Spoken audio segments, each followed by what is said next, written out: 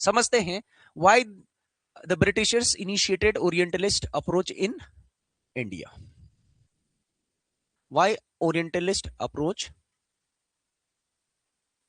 Started in India. आप ऐसे करके इसको समझ सकते हो। Let's try to understand.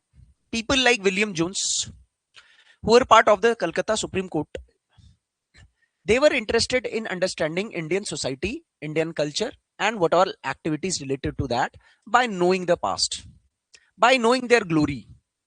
ठीक है, देखो आपको इंडिया के बारे में पता कैसे चलेगा?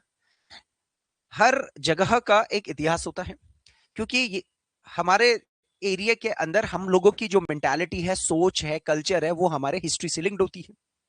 तो इन लोगों ने उन सोर्सेस को जानने की कोशिश करी जो इंडियंस फॉलो करते हैं basically, which develop from the past glories. अब हमारी जो पास्ट ग्लोरीज थी वो हमारे रिचुअल्स में थे, हमारे एक्शंस में थे, हमारे कुछ टेक्स्ट्स में थे। इनको इन्होंने डिकोड करने की कोशिश की and they try to study the earlier image of India.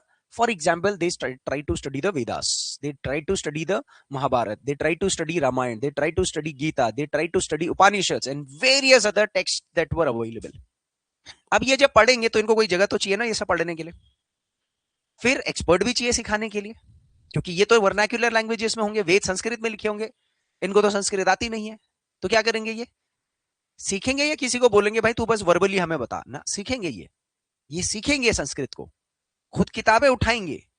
उसके साथ साथ मौलवीज और पंडित, यानी कि इस्लाम का कुछ सीखना है तो मौलवीज, और हिंदू का कुछ सीखना है तो पंडितों को रिक्रूट करेंगे, बोलेंगे हमें सिखाओ, बताओ, फिर हम डिकोड करेंगे और फिर अपना दिमाग खुद लगाएंगे। हो सकता है कि हम तुम्हारी ही बात में ना आए, तुमने जिस तरीके से इंटरप्रिटेशन किया है हो सकता है हम उस तरीके से ना समझे चीजों को, क्योंकि ये लोग थोड़ा सा साइंटिफिक टेम्पर लगाने की सोच रहे हैं।